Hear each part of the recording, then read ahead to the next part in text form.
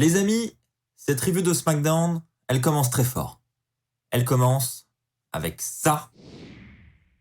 Une réponse de Kevin Patrick. Et non des moindres.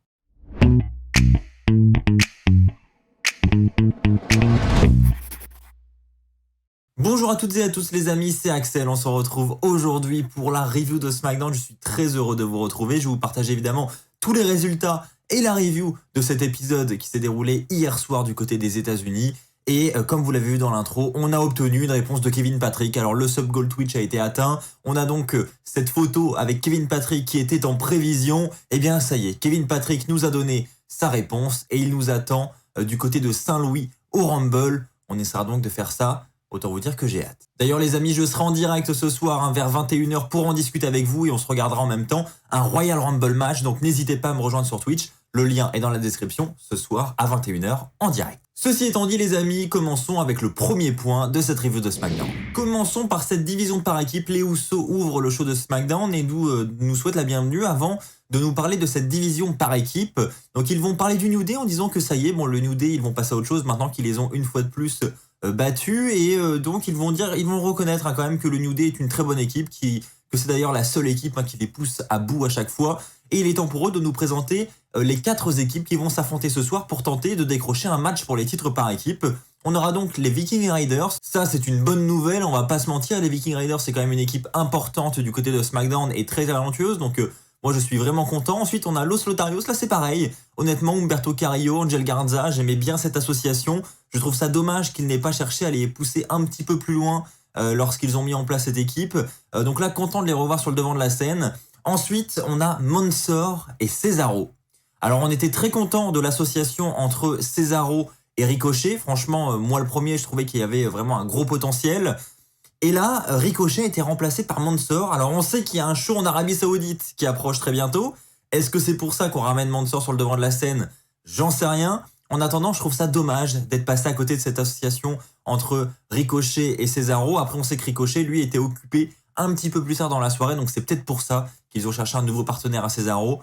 Mais bon, perso, j'aurais préféré voir Ricochet du côté de Cesaro. Et enfin, la dernière équipe, on a Jinder Mahal et Chunky. Là, j'avoue, c'est pas l'équipe de mes rêves. Et voilà, je suis un petit peu moins chaud en ce qui concerne cette équipe. On a donc un Fatal 4-Way qui va se terminer avec une victoire des Viking Raiders. Là, ça fait plaisir. Je me dis, on aura un match entre les Usos et les Viking Raiders. Et là, en termes de qualité, on peut vraiment avoir un truc très très propre. Donc moi, je suis content de ce résultat. Je pense que sur ce coup, vraiment, la WWE a pris la bonne décision. Les amis, passons maintenant à ce fil rouge de la soirée. Et c'est pas le fil rouge qui m'a le plus convaincu, loin de là. On en parle depuis maintenant plusieurs semaines. C'est la rivalité entre Naomi et Sonya Deville. Alors, on a Sonya Deville qui est dans son bureau. Naomi va arriver et Naomi va évidemment reprocher à Sonya Deville ce qui s'est passé la semaine dernière et ce qui se passe d'ailleurs depuis de nombreuses semaines. Sonya Deville qui met des bâtons dans les roues de Naomi. Et Sonya Deville lui dit, écoute, quand j'ai ma veste, je suis une officielle, tu ne peux pas me toucher. Et c'est tout, ça se passe comme ça. Et donc tout au long de la soirée, on va avoir des segments entre Sonya Deville et Adam Pearce où ils vont se dire « Oh là là, il fait chaud, hein !» Et Adam Pearce qui va dire « Ouais, il fait vraiment chaud. » Et puis Adam Pearce, il va enlever sa veste de costard. Et puis 10 minutes plus tard « Oh là là, il fait de plus en plus chaud dans ce studio, hein !»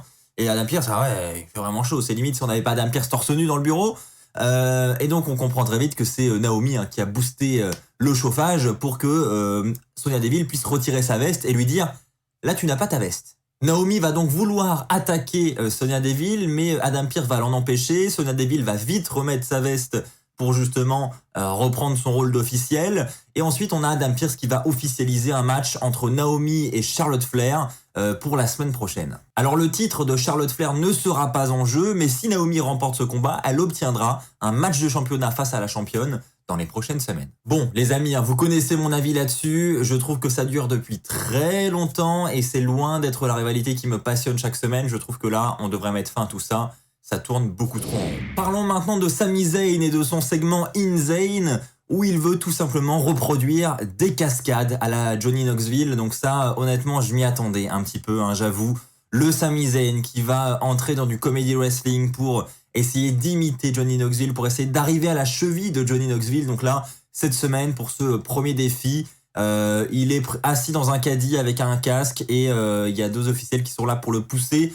et pour le faire passer directement par-dessus le ring avec un tremplin et pour réatterrir directement de l'autre côté du ring. Autant vous dire que c'est totalement impossible. Et donc Sami Zayn va beaucoup jouer là-dessus, va faire un décompte 3-2-1. Attendez, je suis pas encore prêt, je vais d'abord aller voir si c'est safe, si le ring est conforme, etc. Ma sécurité avant tout.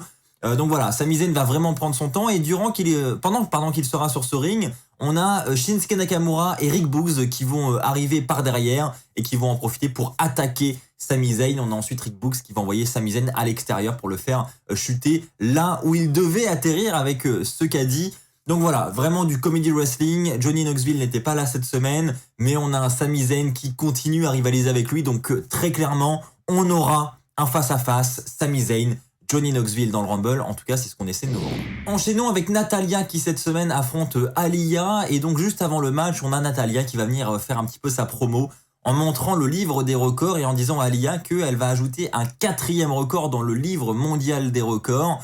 Un record à son nom, avec la victoire la plus rapide à SmackDown. On arrive ensuite à ce match et donc avant que le match commence, on a Natalya qui va frapper Aliyah avant que la cloche sonne. Et donc ensuite Aliyah va avoir du mal à se relever, etc. Mais finalement le match va tout de même démarrer. Et là on a Aliyah qui va réaliser un roll-up expéditif sur Natalya et qui va remporter le match en 3 secondes. Et ensuite on va officialiser un nouveau record pour Aliyah avec la victoire la plus rapide à SmackDown. Mais du coup, est-ce qu'on peut dire que Natalya a elle aussi un nouveau record puisque elle a officiellement la défaite la plus rapide de l'histoire. Quoi qu'il en soit, si elle a ce record-là, pas sûr qu'elle le mette beaucoup en avant. Enchaînons avec Michael Cole qui est sur le ring et qui nous demande d'accueillir Lita. Lita qui va faire son entrée sous une grosse pop évidemment de cette foule présente sur place.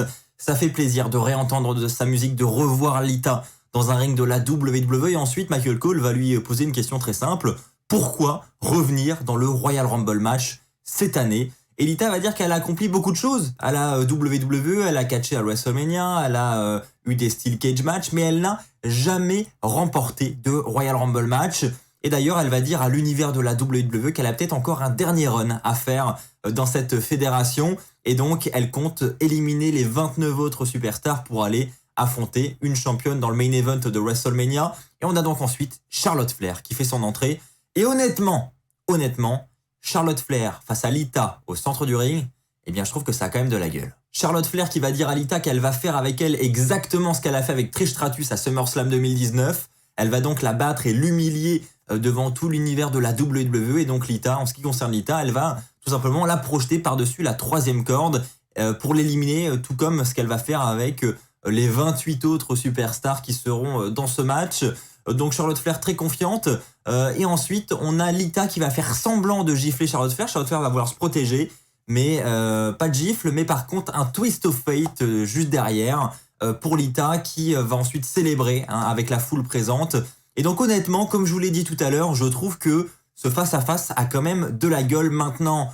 On est totalement d'accord, Lita malheureusement, elle n'a plus le même âge qu'il y a 20 ans, très clairement. Donc dans le ring, ça ne va pas être la même qualité qu'il y a 20 ans si le match venait à avoir lieu. Alors est-ce que ce sont les plans de la WWE? Est-ce que la WWE songe réellement à refaire quelque chose avec Lita? On a des rumeurs qui sont sorties d'ailleurs, comme quoi Lita était en négociation avec l'AEW. Alors elle n'est pas en froid avec la fédération AEW, mais elle aurait tout de même refusé, décliné ce qui a été proposé. Alors est-ce que cette déclinaison, c'est parce qu'elle a envie de faire un dernier run à la WWE avant? Eh bien qui sait, peut-être que Lita est dans les petits papiers de la WWE et peut-être qu'un match contre Charlotte Flair à WrestleMania est réellement ce que la WWE souhaite faire. En attendant, moi j'ai trouvé que le segment de cette nuit n'avait pas vraiment l'air ici par hasard. Du moins, j'ai pas l'impression que Lita était juste là pour vendre et faire un petit peu la promo du Rumble match.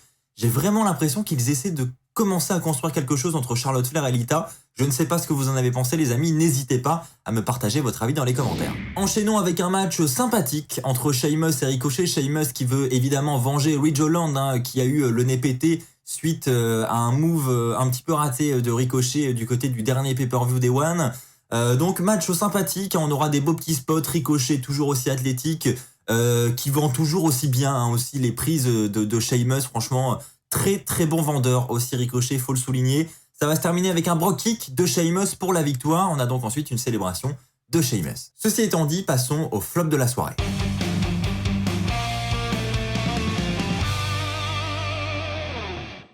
le flop de la soirée, je vais parler de ce match entre Kofi Kingston et Madcap Moss, hein, honnêtement. Voilà, l'association Madcap Moss à Happy Corbin, vous le savez maintenant, mais là, c'est clairement plus possible, quoi.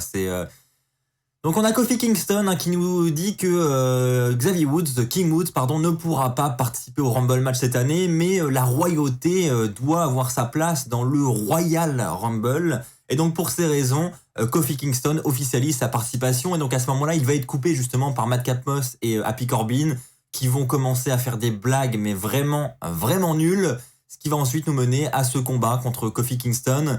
Et donc là, Kofi Kingston va tenter un SOS sur Madcap Moss qui sera renversé par Madcap Moss pour une victoire. Et donc, on a ensuite la célébration de Happy Corbin et Madcap Moss. Clairement, c'est pas le segment à retenir de cet épisode de SmackDown. Les amis, passons maintenant au top de la soirée.